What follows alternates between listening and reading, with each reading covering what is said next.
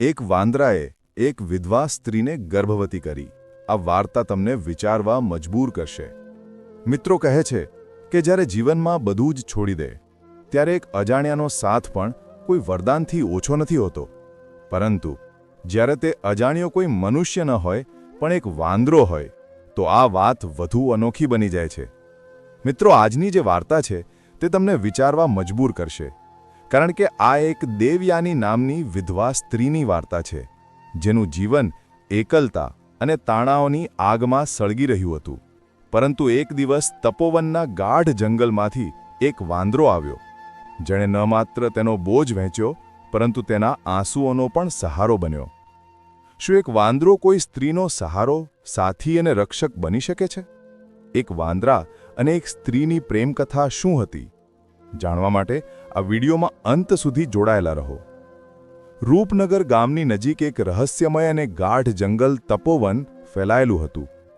આ ગાઢ જંગલમાં નાના મોટા પશુ પક્ષીઓનો વસવાટ હતો. તે જ વૃક્ષોની છાયા નીચે જંગલના કિનારે એક નાની ઝૂંપડી હતી, જ્યાં એકલી રહેતી હતી દેવયાની નામની વિધવા સ્ત્રી. દેવયાનીની ઉંમર ભાગ્યે જ 25 વર્ષની હશે. તેનો ચહેરો સુંદર હતો, પરંતુ તેની આંખોમાં એક ઊંડી ઉદાસી રહેતી હતી, જે જો કોઈ જોતું તો તરત સમજી જતું કે તેણે જીવનમાં કંઈક મોટું ગુમાવ્યું છે. ખરેખર, દેવયાનીના પતિ 1 વર્ષ પહેલાં એક ભયંકર રોગના કારણે આ દુનિયા છોડી ગયા હતા. ત્યારથી તે એકલી પડી ગઈ હતી. ના કોઈ પરિવાર, ના કોઈ સલાહકાર. હવે તેનું જીવન ફક્ત 2 કામોમાં વીતતું: જંગલમાંથી લાકડા એકઠા કરવા અને ગામમાં સીવણ બુટકડું કરીને પેટ ભરવું. તે મહેનતુ હતી, પરંતુ એકલી પણ. ગામના કેટલાક લોકો તેની સુંદરતાને કારણે તેના પર વ્યંગ કસતા. કોઈ તેની એકલતાની મજાક ઉડાવતું, તો કોઈ પાછળથી કંઈક બોલી જતું. પરંતુ દેવયાની ચૂપ રહેતી. કારણ કે મિત્રો, દુનિયા ઘણીવાર બીજાની મજબૂરીને તેની નબળાઈ સમજી લે છે. જ્યારે માણસ એકલો હોય ત્યારે દરેક તેને કંઈ પણ બોલી જાય છે, પરંતુ જ્યારે તે સંકટમાં હોય ત્યારે તેના આંસુ લૂંછનાર કોઈ નથી હોતું. તેણે કોઈની વાતનો ક્યારે જવાબ આપ્યો નહીં. તેના માટે હવે જીવનનો માત્ર એટલો જ અર્થ હતો કે રોજની જરૂરિયાતો કોઈક રીતે પૂરી થાય અને દિવસ કોઈક રીતે પસાર થઈ જાય. એક દિવસની વાત છે. દેવયાની તપોવનની અંદર જઈને લાકડા એકઠા કરી રહી હતી. ત્યારે એક વૃક્ષની ઊંચી ડાળ પરથી એક મોટો વાંદરો કૂદ્યો અને સીધો તેની સામે આવીને બેસી ગયો. અચાનક આવેલા વાંદરાને જોઈને દેવયાની થોડી ગભરાઈ ગઈ. તેના હાથમાં પકડેલા લાકડા નીચે પડતા પડતા બચ્યા. પરંતુ આશ્ચર્યની વાત એ હતી કે વાંદરાએ કોઈ હુમલો ન કર્યો, ન તો દાંત દેખાડ્યા, ન તો કોઈ ડરામણી હરકત કરી. તે ફક્ત ચૂપચાપ તેની તરફ જોઈ રહ્યો હતો, જાણે કોઈ ખોવાયેલી વસ્તુ મળી ગઈ હોય. દેવયાનીએ હિંમત એકઠી કરીને તેની તરફ જોયું અને ધીમા સ્વરમાં પૂછ્યું, "તું કોણ છે? મારી પાસેથી શું ચાહે છે?" વાંદરાએ કંઈ ન કહ્યું, ફક્ત ધીમે રહીને માથું નમાવ્યું. તેની આંખોમાં એક અજીબ સમજદારી ઝલકતી હતી, જાણે તે તેની ભાષા સમજી ગયો હોય. દેવયાનીએ પણ ધીમે રહીને સ્મિત કર્યું અને પછી પોતાના કામમાં લાગી ગઈ. વાંદરો ત્યાં જ બેસી રહ્યો, તેની દરેક હરકતો જોતો રહ્યો. જ્યારે દેવયાની લાકડા એકઠા કરીને બાંધવા લાગી ત્યારે તે વાંદરો નજીક આવ્યો અને બોલ્યા વિના તેની મદદ કરવા લાગ્યો. દેવયાની ચોંકી, પરંતુ ડરની જગ્યાએ હવે તે આશ્ચર્યથી ભરાઈ ગઈ હતી. તેણે પહેલીવાર કોઈ વાંદરાને આટલી શાંતિ અને સમજદારીથી મદદ કરતા જોયો હતો. દેવયાનીએ નમીને વાંદરાના માથા પર પ્રેમથી હાથ ફેરવ્યો અને સ્મિત સાથે કહ્યું, "તું બહુ સમજદાર છે." હવે તે વાંદરો રોજ આવવા લાગ્યો. ક્યારેક તે જંગલમાંથી મીઠા ફળ લાવીને તેની ઝૂંપડીની બહાર મૂકી દેતો, ક્યારેક દેવયાનીના કામમાં હાથ બટાવતો. બપોરની ધૂપ હોય કે સાંજની ઠંડી હવા, તે તેની સાથે બેસી રહેતો, જાણે કોઈ જૂનો સાથી પાછો આવ્યો હોય. દેવયાનીના જીવનમાં ધીરે ધીરે એક નવી રોશની આવવા લાગી. તેના હોઠ પર જે સ્મિત ખવાઈ ગયું હતું તે પાછું આવવા લાગ્યું. તેના અંદરની ખાલીપણું ભરાવા લાગ્યું. તે હવે દિવસો ગણીને નહોતી કાપતી, તે જીવવા લાગી હતી. સમય પસાર થતો ગયો અને વાંદરો, જેનું નામ તેણે પોતાના મનમાં વિભાંશુ રાખ્યું હતું, તેના જીવનનો હિસ્સો બની ગયો. જ્યારે દેવયાની ઉદાસ થતી ત્યારે વિભાંશુ એવી હરકતો કરતો કે તે હસી પડતી, અને જ્યારે તે એકલતા અનુભવતી ત્યારે વિભાંશુ ચૂપચાપ આવીને તેના ખભા સાથે માથું ટકરાવતો, જાણે કહેતો હોય, હું છું ને. દેવયાની હવે તેને ફક્ત એક વાંદરો નહોતી ગણતી. તે તેના માટે કોઈ પરિવારથી ઓછો નહોતો. એક રાતની વાત છે. ચાંદની પોતાના શબાબ પર હતી. આકાશમાં દૂધિયો પ્રકાશ ફેલાયો હતો. દેવયાની પોતાની ઝૂંપડીની બહાર બેસીને તે ચાંદનીને નિહાળી રહી હતી. નજીકમાં એક વૃક્ષની ડાળ પર વિભાંશુ ચૂપચાપ બેસીને તેને જોઈ રહ્યો હતો. તેની નજરોમાં એક વિચિત્ર શાંતિ હતી. દેવયાનીએ ઉપર જોયું અને સ્મિત સાથે પૂછ્યું, તું મારી સાથે હંમેશા રહીશ ને? બોલ્યા વિના વિભાંશુ તે ડાળ પરથી કૂદ્યો અને સીધું દેવયાનીના પગ પાસે આવીને બેસી ગયો. તેણે બંને હાથે વિભાંશુને ઉપાડીને ખોળામાં બેસાડ્યો અને તેના માથા પર પ્રેમથી હાથ ફેરવવા લાગી. તે રાતે પહેલીવાર દેવયાનીને પોતાની એકલતાનો અહેસાસ ન થયો. એક દિવસની વાત છે. દેવયાનીની તબિયત અચાનક બગડી ગઈ. તેને તીવ્ર તાવ ચડી ગયો. તે કમતી હાલતમાં પોતાની ઝૂંપડીની અંદર સૂઈ રહી. બહાર તપોવનની શાંતિ પસરેલી હતી, પરંતુ ઝૂંપડીની અંદર બેચેનીનો માહોલ હતો. તેની પાસે કોઈ માણસ નહોતું જે પૂછે, કેમ છો? પરંતુ તે એકલી નહોતી. ઝૂંપડીના ખૂણામાં બેઠેલો વિભાંશુ, તે વાંદરો ચિંતિત આંખો વડે દેવયાનીને જોઈ રહ્યો હતો. જેવું તેને અહેસાસ થયું કે દેવયાની ઠીક નથી, તે બિનવિલંબે જંગલ તરફ દોડ્યો. એક એક વૃક્ષ પર ચઢીને દરેક જગ્યાએથી તેણે મીઠા અને પૌષ્ટિક ફળો એકઠા કર્યા અને પોતાના શરીરમાં થેલીની જેમ લપેટીને પાછો ખર્યો. તે ચૂપચાપ તેની પાસે આવ્યો અને તે ફળો દેવયાનીના માથા પાસે મૂકી દીધા. દેવયાનીએ માંડ આંખો ખોલી. તેનો ચહેરો થાકેલો હતો, પરંતુ આંખોમાં આશ્ચર્ય હતું. ધીમા અવાજે તેણે પૂછ્યું, તું મારી આટલી ચિંતા કેમ કરે છે, વિભાંશુ? વાંદરાએ કંઈ ન કહ્યું. ફક્ત તેની આંખોમાં જોયું. તે આંખોમાં શબ્દો નહોતા, પરંતુ એક ઊંડી આત્મીયતા હતી જે કહેવાની જરૂર નથી, ફક્ત અનુભવાય છે. દેવયાનીએ કંપતા હાથે તેનો હાથ પકડ્યો અને આંખો બંધ કરી લીધી. વિભાંશુ આખી રાત તેની પાસે બેસી રહ્યો, જાણે કોઈ રક્ષક, કોઈ છાયા. થોડા દિવસો પછી દેવયાનીની તબિયત ધીમે ધીમે સુધરવા લાગી. તે હવે પહેલા જેવી થઈ ગઈ હતી, પરંતુ હવે તેના મનમાં એક ફેરફાર હતો. તે વિભાંશુ વિના એક પળ પણ રહી ન શકતી. જાણે તેની દુનિયા હવે ફક્ત તેની આસપાસ જ ફરતી હતી. તેમનો સંબંધ હવે વધુ ગાઢ થઈ ગયો હતો. હવે તે તેને એક પ્રાણી નહોતી ગણતી, પરંતુ તેનું વર્તન, તેનો સાથ, બધું જ તેને કહેતું હતું કે વિભાંશુ કોઈ સામાન્ય જીવ નથી. દેવયાનીના હૃદયમાં આ વિચાર ઊંડે ઉતરવા લાગ્યો હતો કે કદાચ આ કોઈ જૂની આત્મા છે જે કોઈ અધૂરી કડીને પૂર્ણ કરવા પાછી આવી છે. પછી એક રાતની વાત છે. ચાંદની પોતાના શબાબ પર હતી. આકાશમાં દૂધિયો પ્રકાશ ફેલાયો હતો. દેવયાની પોતાની ઝૂંપડીની બહાર બેસીને તે ચાંદનીને નિહાળી રહી હતી. નજીકમાં એક વૃક્ષની ડાળ પર વિભાંશુ ચૂપચાપ બેસીને તેને જોઈ રહ્યો હતો. તેની નજરોમાં એક વિચિત્ર શાંતિ હતી. દેવયાનીએ ઉપર જોયું અને સ્મિત સાથે પૂછ્યું, તું મારી સાથે હંમેશા રહીશ ને? બોલ્યા વિના વિભાંશુ તે ડાળ પરથી કૂદ્યો અને સીધો દેવયાનીના પગ પાસે આવીને બેસી ગયો. તેણે બંને હાથે વિભાંશુને ઉપાડીને ખોળામાં બેસાડ્યો અને તેના માથા પર પ્રેમથી હાથ ફેરવવા લાગી. તે રાતે પહેલીવાર દેવયાનીને પોતાની એકલતાનો અહેસાસ ન થયો. પરંતુ જેમ જેમ દિવસો પસાર થવા લાગ્યા, દેવયાનીને પોતાના શરીરમાં કેટલાક અજીબ ફેરફારો અનુભવાવા લાગ્યા. તેને માછલીની ગંધ સારી લાગવા લાગી, ભૂખ પહેલાં કરતાં વધુ લાગતી અને ક્યારેક અજીબ થાક તેને ઘેરી લેતો. શરૂઆતમાં તેણે વિચાર્યું કે કદાચ આ બીમારીની અસર છે, પરંતુ ધીમે ધીમે જ્યારે તેનું શરીર બદલાવા લાગ્યું ત્યારે તે ચિંતિત થઈ ગઈ. એક દિવસ તે રૂપનગરની અનુભવી દાઈ ગૌરીમાઈ પાસે ગઈ. ગૌરીમાઈએ તેની નાડી તપાસી, કપાળ જોયું અને ચૂપચાપ બોલી, દેવયાની, તું ગર્ભવતી છે. દેવયાની આ સાંભળીને જાણે પથ્થરની મૂર્તિ બની ગઈ. તેના હોઠ ખુલ્લા રહી ગયા. તે કંપતા અવાજે બોલી, પરંતુ આ કેવી રીતે શક્ય છે? મારો તો કોઈ પતિ જ નથી. ગૌરીમાઈએ તેની આંખોમાં જોયું અને ફક્ત એટલું જ કહ્યું, પરંતુ સત્ય તો આ જ છે બેટા. દેવયાની મૂંઝવણમાં પડી ગઈ. તેના અંદર ડર અને આશંકાની લહેરો ઉઠવા લાગી. તેનું મન તે રાત તરફ દોડ્યું જ્યારે વરસાદમાં તેણે વિભાંશુને પોતાની ખોળામાં લીધો હતો અને પહેલી વાર પોતાની એકલતાને કોઈના સાનિધ્યથી ભરાતી જોઈ હતી. શું તે રાત કોઈ સામાન્ય રાત નહોતી? શું એ શક્ય છે કે તેના ગર્ભમાં પલી રહેલી સંતાનનું કારણ વિભાંશુ જ છે? દેવયાનીની રૂહ કંપી ગઈ. હવે જ્યારે પણ તે વિભાંશુને જોતી, તેના મનમાં અજીબ જિજ્ઞાસા, ડર અને સંકોચ એકસાથે ઉઠતા. વિભાંશુ હવે પણ પહેલાંની જેમ જ તે જ સ્નેહથી તેની પાસે આવતો. તેની મદદ કરતો, તેનો સાથ આપતો, પરંતુ હવે દેવયાનીના મનમાં સવાલોની ભીડ હતી. શું આ પ્રેમ છે કે કોઈ અદ્ભુત ચમત્કાર, કે પછી કોઈ શાપ? શું વિભાંશુ સાચે જ એક સામાન્ય વાંદરો છે, કે તે કોઈ દેવતા છે કે કોઈ રહસ્યનું પ્રતીક? આ સવાલોનો કોઈ જવાબ તેની પાસે નહોતો. તે ફક્ત અનુભવી શક્તિ હતી, એક ઊંડો દ્વંદ્વ જે તેને અંદરથી તોડવા લાગ્યો હતો. આ બધી અસમંજસ ભરેલી દિવસોની વચ્ચે એક બીજી મુસીબતે માથું ઊંચકું. રૂપનગરના લોકોને હવે આ ખબર પડી ગઈ હતી કે દેવયાની ગર્ભવતી છે. ગામમાં ફૂસફૂસાટ શરૂ થઈ ગઈ. એકલી વિધવા અને હવે ગર્ભવતી, આ કોનું પાપ છે? કોઈ રાક્ષસ સપનામાં આવ્યો હશે. દેવયાનીને ચારે બાજુથી ઘૂરતી નજરો અને તાણાઓ સંભળાવા લાગ્યા. પરંતુ તે જાણતી હતી કે તેણે કોઈ પુરુષ સાથે કોઈ સંબંધ નથી બાંધ્યો. છતાં આ ગર્ભ, આ ફેરફાર કેવી રીતે શક્ય થયું? વારંવાર તેનું મન તે જ રાત પર અટકી જતું હતું. તે વરસાદની રાત, તે આત્મીયતા, તે શાંતિ.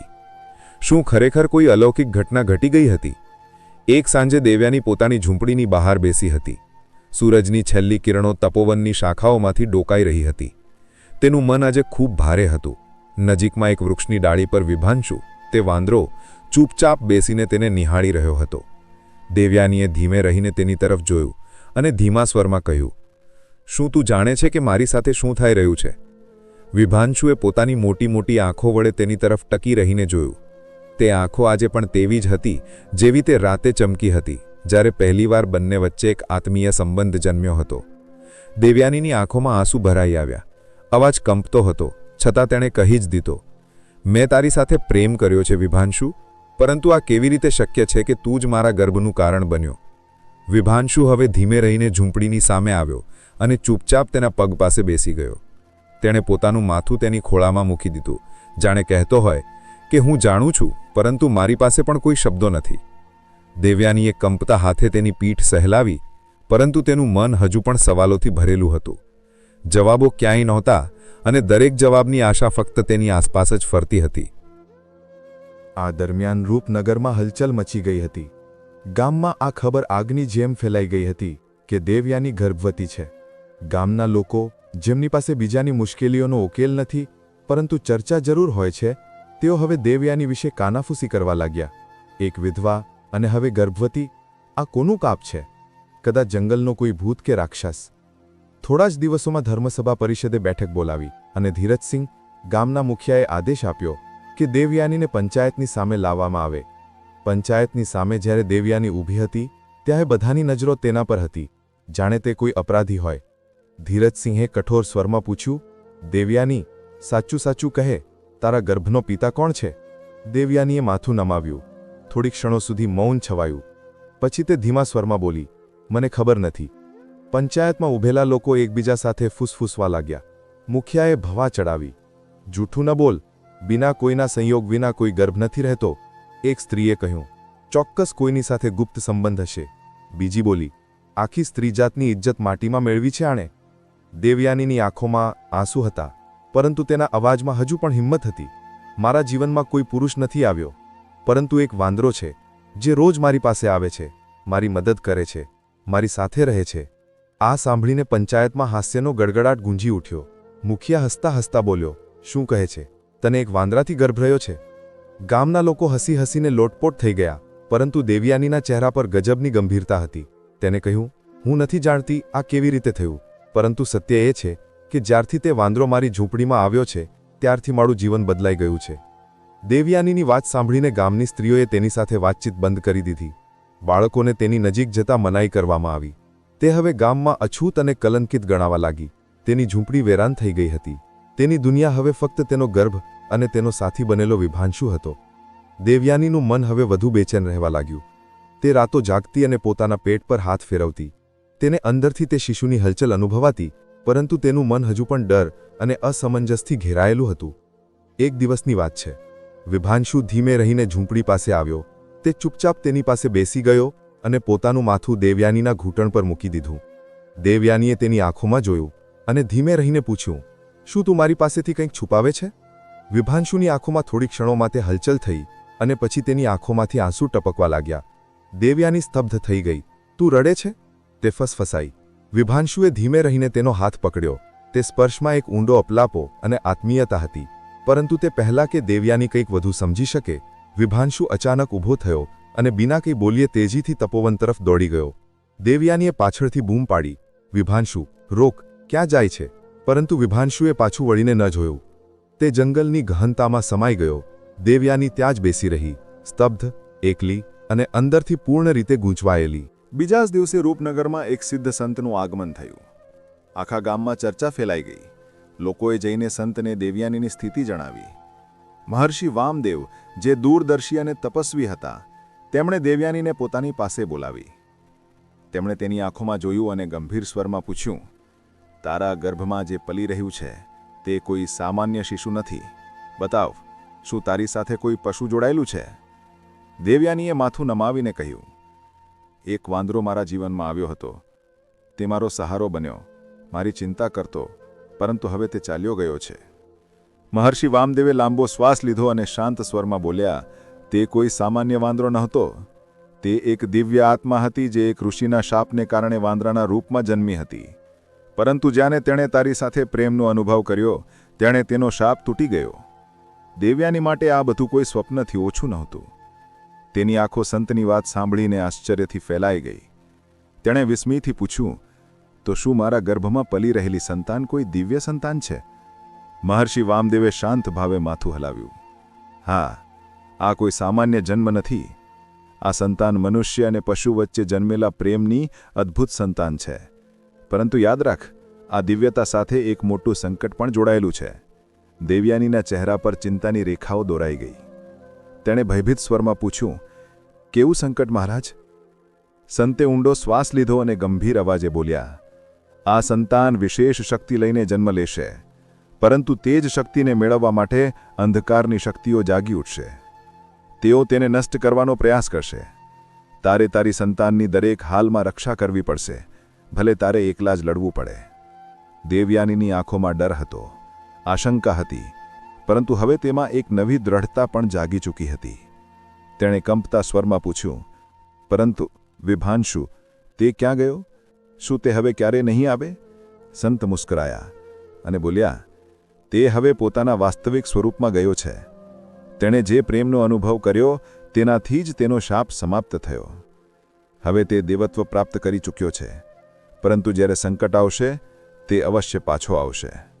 આ શબ્દોએ દેવયાનીના મનમાં વિશ્વાસનો દીવો પ્રગટાવ્યો. સમય પસાર થતો ગયો. દેવયાનીનો ગર્ભ હવે આકાર લેવા લાગ્યો હતો. ગામના લોકો હજુ પણ તેને તિરસ્કાર અને શંકાની નજરે જોતા હતા. પરંતુ હવે દેવયાનીની ચાલમાં ડર નહોતો, એક આંતરિક શક્તિ હતી. તે જાણતી હતી કે તે હવે ફક્ત એક માતા નથી, પરંતુ એક રક્ષક બનવાનું છે. એક દિવસની વાત છે. દેવયાની પોતાના જૂના કામમાં લાગેલી હતી. તપોવનમાંથી લાકડા એકઠા કરી રહી હતી. જંગલમાં હવા શાંતિથી વહી રહી હતી, પરંતુ અચાનક ત્યાં એક અજીબ અવાજ ગુંજ્યો. દેવયાનીએ જોયું, એક વિશાળ કાળો નાગ ફેણ ફેલાવીને તેની સામે ઊભો હતો. તેની આંખોમાં ભયાનક ચમક હતી અને જીભ વારંવાર બહાર આવી રહી હતી. દેવયાનીએ ડરથી પાછળ હટવા લાગી, પરંતુ નાગ ધીમે ધીમે તેની તરફ સરકવા લાગ્યો. તેણે કંપતી આંખો બંધ કરી લીધી. ત્યાં જ અચાનક એક હવાનો ઝપાટો આવ્યો. પાંદડા જોરથી હલ્યા અને તેની સાથે એક તેજ છલાંગનો અવાજ આવ્યો. દેવયાની આંખો ખોલી તો જોયું તે જ વિભાંશુ, પરંતુ હવે તે પહેલા જેવો નહોતો. તેની આંખોમાં દિવ્ય તેજ હતું. તે સીધો નાગ તરફ કૂદ્યો અને પોતાના બંને હાથે તેને જોરથી ધક્કો માર્યો. નાગ ફૂંફાડતો પાછળ હટ્યો અને પછી એક તેજ અવાજ સાથે અંધકારમાં વિલીન થઈ ગયો. દેવયાનીની સાંસો હજુ પણ તેજ હતી. તે કંપતી હાલતમાં વિભાંશુને જોવા લાગી. વિભાંશુએ તેની તરફ જોયું. તેની આંખોમાં તે જ જૂની આત્મીયતા હતી, તે જ ગહેનતા, તે જ મૌન પ્રેમ. દેવયાની કંઈક કહેવા માંગતી હતી, પરંતુ શબ્દોની જગ્યાએ ફક્ત આંસુ જ નીકળી શક્યા. પરંતુ પહેલાં કે તે કંઈ પૂછી શકે, વિભાંશુ ફરી એ જ રીતે જંગલ તરફ દોડી ગયો, જાણે તે ફક્ત રક્ષા કરવા જ આવ્યો હોય. હવે દેવયાનીના મનમાં કોઈ શંકા બાકી નહોતી. તેનો ગર્ભ કોઈ સામાન્ય ગર્ભ નહોતો. તે એક દિવ્ય શક્તિનું પ્રતીક હતું, જે કોઈ મોટા ઉદ્દેશ્ય માટે તેના અંદર આકાર લઈ રહ્યું હતું.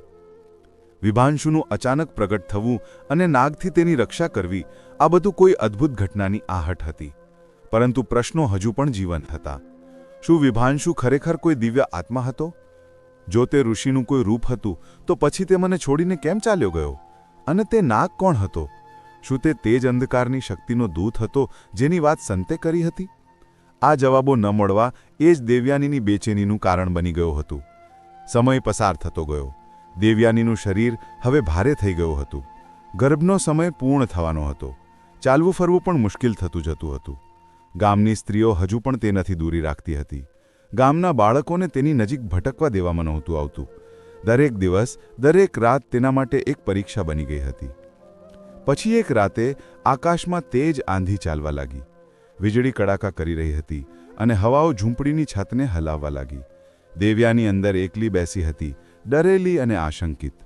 અચાનક તેને એવું લાગ્યું જાણે ઝૂંપડીની બહાર કોઈના પગલાંની આહટ થઈ રહી હોય. એક અજીબ સનસનાહટ હવામાં ફેલાઈ ગયો. તેણે કંપતા હાથે દરવાજો ખોલ્યો. સામે ઊભો હતો એક વ્યક્તિ, કાળા કપડામાં લપેટાયેલું, લાંબુ અને ભારે શરીર, હાથમાં એક મોટું ત્રિશૂળ. તેના ચહેરા પર એક અજીબ ચમક હતી, પરંતુ આંખોમાં ક્રૂરતાની જ્વાળા ઝલકતી હતી. દેવયાની ડરથી કંપી ઉઠી. તું કોણ છે? તેણે ગભરાઈને પૂછ્યું. તે વ્યક્તિ ધીમે ધીમે તેની તરફ આગળ વધવા લાગ્યો. તેની ચાલમાં ઠહેરાવ હતો, પરંતુ ઈરાદામાં આગ.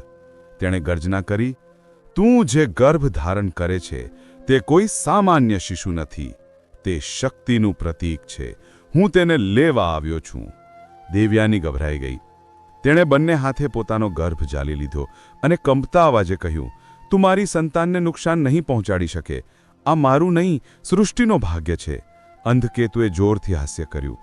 તેની હસીમાં ઘમંડ અને અંધકારની ગૂંજ હતી. મારાથી બચવું અશક્ય છે. તે ગરજ્યો અને ત્રિશૂળ ઉપાડીને ધીમે ધીમે તેની તરફ આગળ વધવા લાગ્યો. પરંતુ ત્યાં જ તપોવનની અંદરથી અચાનક એક ગગનભેદી ગર્જના સંભળાઈ. દેવયાની ચોંકી ગઈ. તેની આંખો ડર અને આશા વચ્ચે ઝૂલી રહી હતી. તેણે ઝૂંપડીના દરવાજેથી બહાર ડોકિયું કર્યું. અંધકારમાં બે ચમકતી આંખો બળતી દેખાઈ રહી હતી, જાણે ગાઢ વાદળો વચ્ચેથી વીજળી ફૂટી હોય. એક કાળી આકૃતિ ધીમે ધીમે સામે આવી. તે વિભાંશુ હતો. પરંતુ હવે તે કોઈ સામાન્ય વાંદરો નહોતો દેખાતો. તેની આંખોમાં અગ્નિ હતી. તેના શરીરમાંથી પ્રકાશની કિરણો નીકળી રહી હતી. તે હવે દિવ્યતાથી ચમકી રહ્યું હતું. અંધકેતુએ ત્રિશૂળ ઉપાડ્યું અને પૂરા બળે તેની તરફ દોડ્યો. વિભાંશુએ પણ એક તેજ ગર્જના કરી અને હવામાં છલાંગ લગાવીને સીધો અંધકેતુની સામે ઊભો રહ્યો. બંને વચ્ચે ભીષણ યુદ્ધ શરૂ થયું. દેવયાની ઝૂંપડીના દરવાજે ઊભી કંપતી હાલતમાં આ દ્રશ્ય જોઈ રહી હતી. તેની આંખો ભય અને આશ્ચર્યથી ફેલાઈ ગઈ હતી. અંધકેતુએ ત્રિશૂળ ફેરવ્યું, પરંતુ વિભાંશુએ પોતાની લાંબી પૂંછ વડે તેને ચુસ્ત રીતે પકડી લીધું અને આકાશમાં ઉછાળી દીધું. ત્રિશૂળ દૂર જઈને એક વૃક્ષ સાથે અથડાઈને નીચે પડ્યું. ક્રોધિત અંધકેતુએ ફરી એકવાર ઝપટ માર્યું, પરંતુ વિભાંશુ ફુરસદથી બચી ગયો. પછી અચાનક વિભાંશુએ એક જોરદાર વાર કર્યો અને સીધો અંધકેતુના છાતી પર પ્રહાર કર્યો. અંધકેતુ જમીન પર પડ્યો અને દર્દથી તડપવા લાગ્યો. તે જ ક્ષણે આકાશમાં વીજળી કડકી અને એક દિવ્ય પ્રકાશ ચારે બાજુ ફેલાઈ ગયો. અંધકેતુનું શરીર બળવા લાગ્યું. તે દર્દથી ચીસ પાડતો રહ્યો અને ધીમે ધીમે ધુમાડામાં બદલાઈને અદૃશ્ય થઈ ગયો. દેવયાની સ્તબ્ધ થઈ ગઈ. હવે બધું શાંત હતું. વિભાંશુએ તેની તરફ જોયું. તેની આંખોમાં હવે કોઈ ભય નહોતો, ફક્ત એક ઊંડી શાંતિ હતી.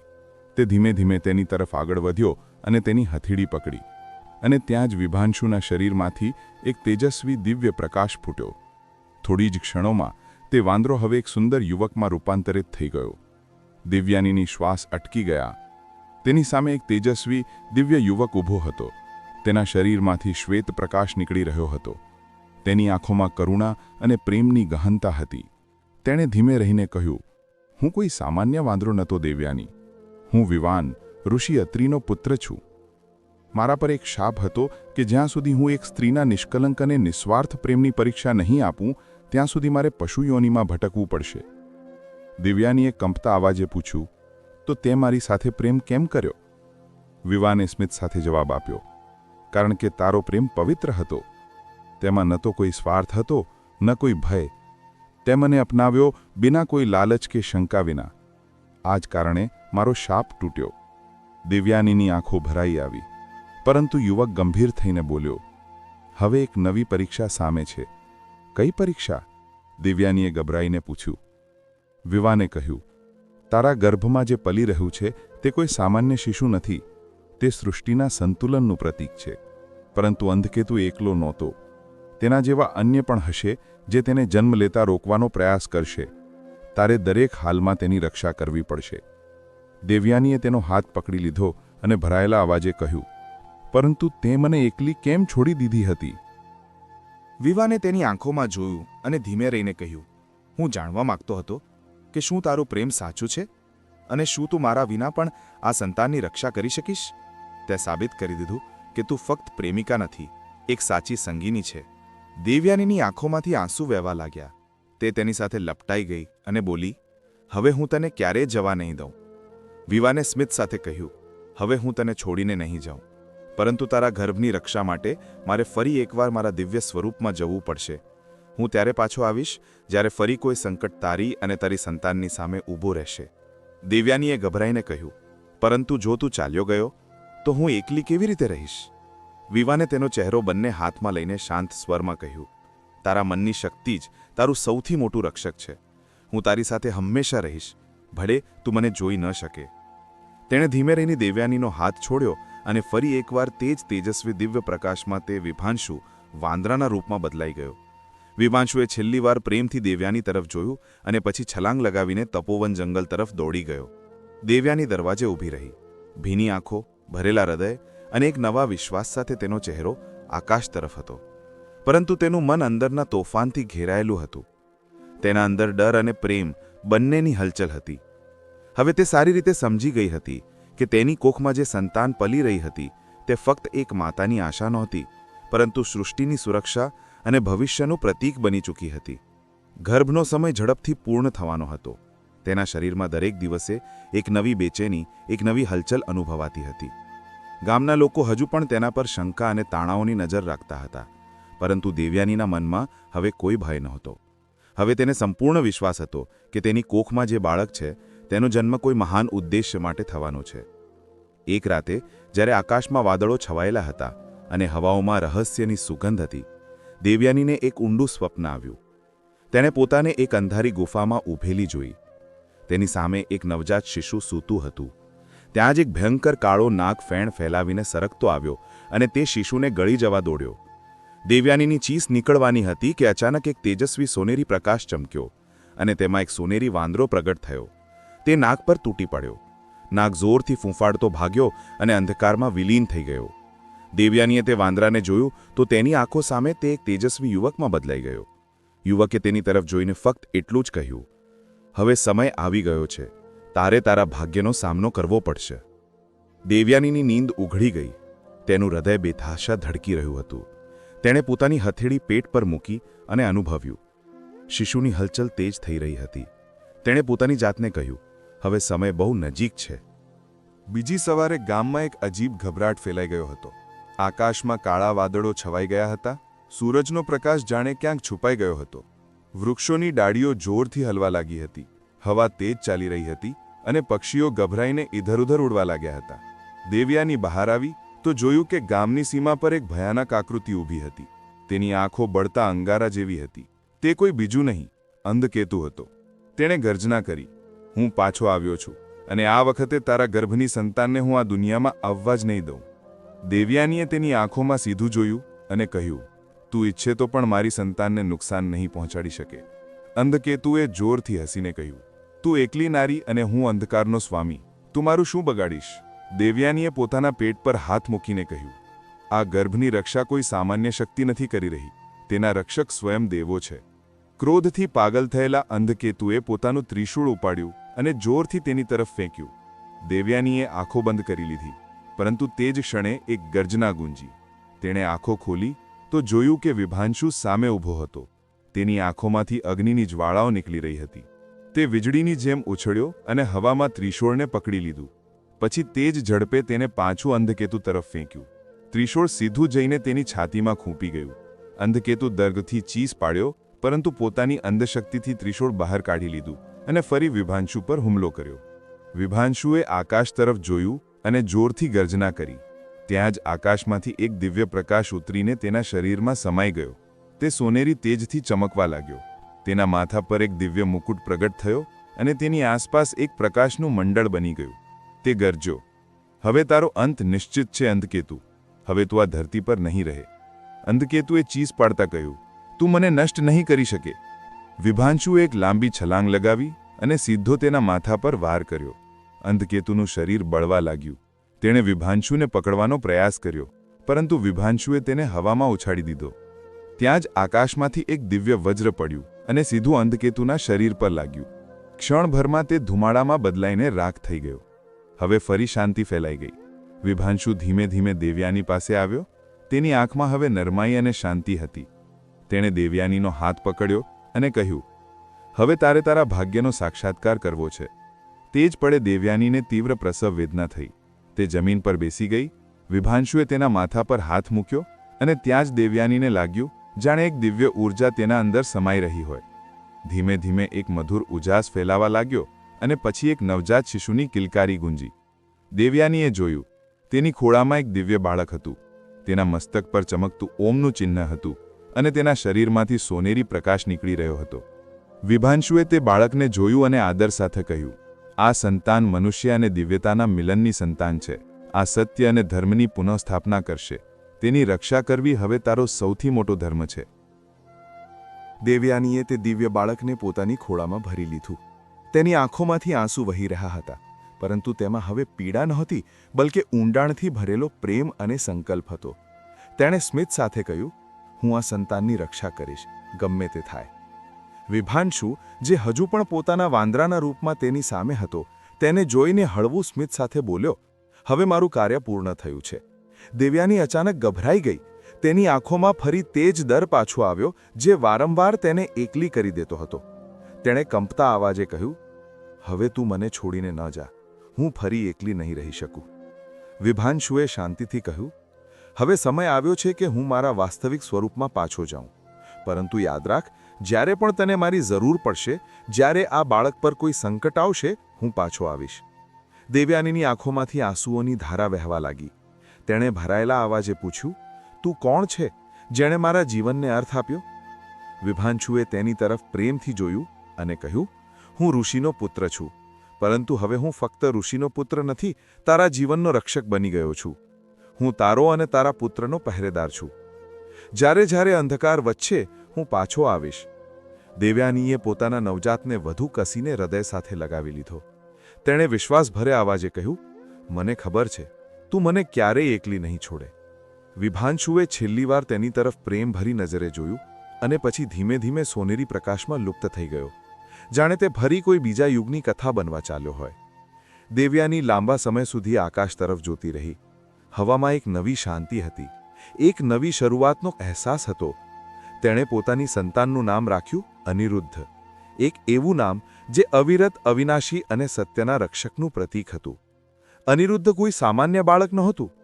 તેના ચહેરા પર બાળપણથી જ એક દિવ્ય આભા ઝલકતી હતી. તેના મસ્તકનું ઓમ ચિહ્ન અને તેના શરીરમાંથી નીકળતો હળવો સોનેરી પ્રકાશ બધાને ચોંકાવી દેતો હતો. ગામના તે જ લોકો જે ક્યારેક દેવયાનીને તાણા મારતા હતા, આજે તેને દેવીનું રૂપ માનવા લાગ્યા હતા. તેઓ કહેતા, અમે કોઈ સ્ત્રીમાં આવું તેજ ક્યારે નથી જોયું. દેવયાનીએ અનિરુદ્ધનો ઉછેર ખૂબ પ્રેમથી, પરંતુ એટલા જ સાહસ સાથે કર્યો. તેણે તેને ફક્ત માતાનો લાડ નહીં આપ્યો, પરંતુ તેને ધર્મ, સાહસ અને આત્મવિશ્વાસની શીખ આપી. અને દરેક રાતે જ્યારે તે પોતાના પુત્રને સુવડાવતી, ત્યારે આકાશ તરફ જોતી અને વિચારતી કે જે દિવસે આ બાળક પર કોઈ સંકટ આવશે, તે દિવસે મારો વિભાંશુ અવશ્ય પાછો આવશે.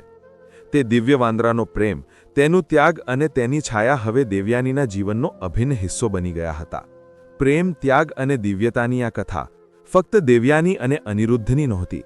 આ એક એવી વાર્તા હતી જે યુગો યુગો સુધી લોકોને પ્રેરણા આપતી રહી. જો તમને આ વાર્તા ગમી હોય તો તેને અવશ્ય શેર કરો. ફરી મળીશું એક બીજા અદ્ભુત પ્રસંગ સાથે. જય શ્રી કૃષ્ણ.